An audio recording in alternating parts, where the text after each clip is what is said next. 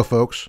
For this episode, I've once again adopted the Scrooge McDuck costume, because the topic this time is whether the Bible says rich people go to heaven.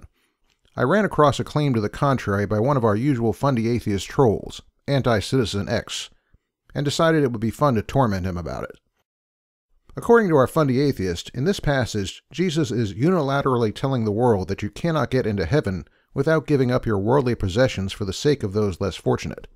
And from there he goes on a long rant about how he never sees Christians do that. Well, to start, you can look until your eyes pop out, but you'll never find any unilateral statement anywhere in that passage. In fact, Jesus' encounters with wealthy people aren't even uniform. He has extensive interactions with Nicodemus, who is a wealthy member of the Sanhedrin, but not once does he tell him to give up his wealth.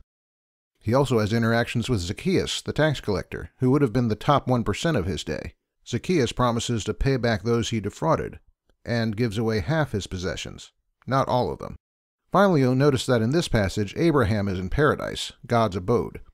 Abraham was a wealthy tribal chieftain of his day, and obviously passed through the eye of the needle.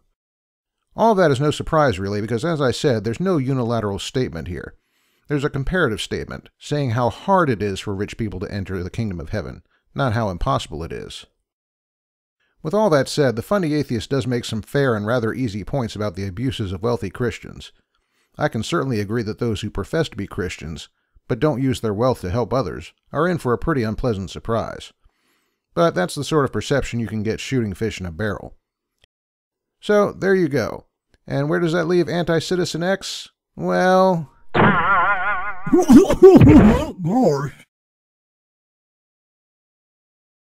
Yeah, that's about right.